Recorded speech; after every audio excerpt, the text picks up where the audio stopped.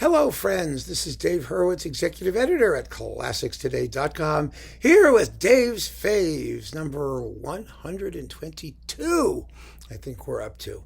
And in this particular chat, I want to talk to you about Schubert's epic C major string quintet, one of the glories, and I mean glories, of the chamber music literature. And, one of those pieces that's been recorded in just heavenly way by so many different ensembles. Now, I did a big repertoire talk about the Schubert String Quintet, and my, however, choice was the Alban Berg Quartet with Heinrich Schiff, which is just gloriously, fabulously, wonderfully amazing. And that's why my pick, my fave, Dave's fave, is the Peterson Quartet on Capriccio. Yeah, this is the one I listen to most frequently. I love this. Peterson, whatever they want to call themselves, it doesn't matter.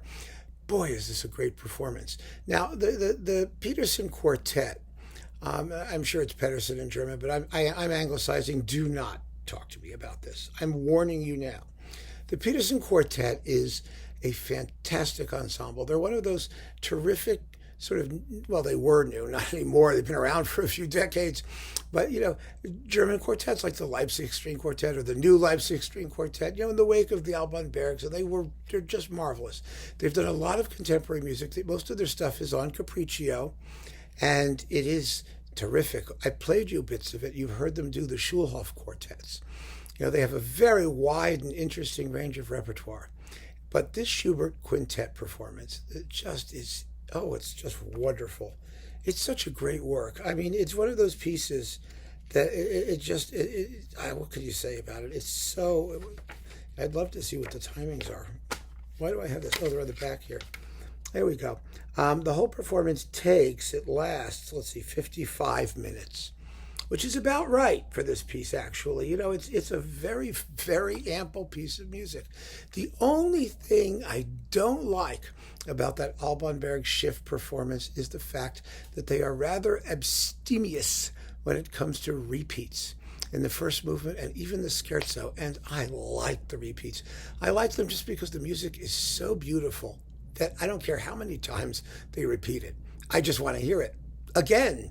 And so I tend to gravitate towards this one, even though I love that one just as much, and probably half a dozen others, at least half a dozen others.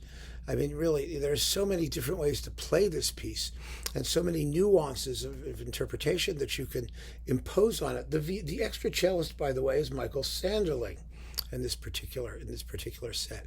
And it's such a warm, rich, open-hearted, but also transparent and clear and rhythmic and incisive, and it has no dead spots, and it's gorgeously recorded.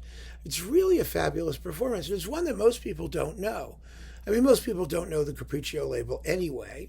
I mean, starting from there, and they don't know what a fabulous catalog the label has. Because it was a very sort of local German, Austrian, insular sort of thing. Naxos owns them now, which means that their productions get a lot more exposure, and I can play samples. I'm not going to do this because I have to play the whole thing.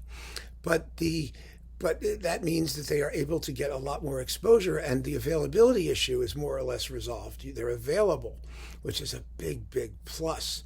But I don't know. I listen to the Schubert Quintet quite a bit. I just think it's such a great work.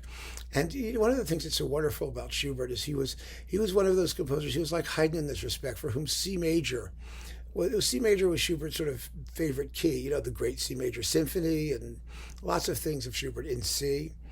But C for Schubert, as for Haydn, was not a vanilla key at all. It was a blank slate on which to impose or explore the most fabulous harmonic vistas. It was a home base from which the entire universe of musical possibilities was made manifest. Now, does that mean anything? Probably not. It sounded good while I was saying it, though, didn't it? Anyway, I adore this performance. I can't get enough of it.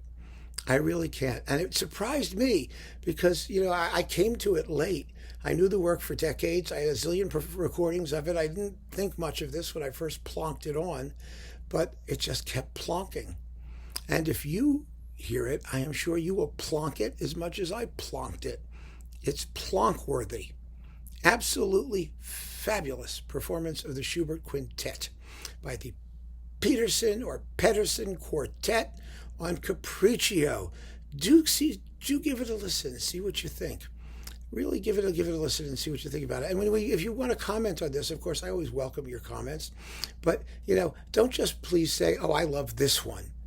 Listen to this one and then say, "I prefer this one. I heard this. It did this." Let's talk about the music a little bit. I don't mean in huge paragraphs or kinds of craziness, that sort of thing. But I mean, listen. Let's just listen. Nobody cares what your favorite one is. Nobody cares what my favorite one is, absent the experience of listening. So it's easy to get. It's easy to download. It's not expensive. Spend a little time with the music. Then let's have the conversation. That's just my ideal suggestion. Whether you do it or not is entirely up to you. So keep on listening, friends. Thank you so much for joining me. Take care.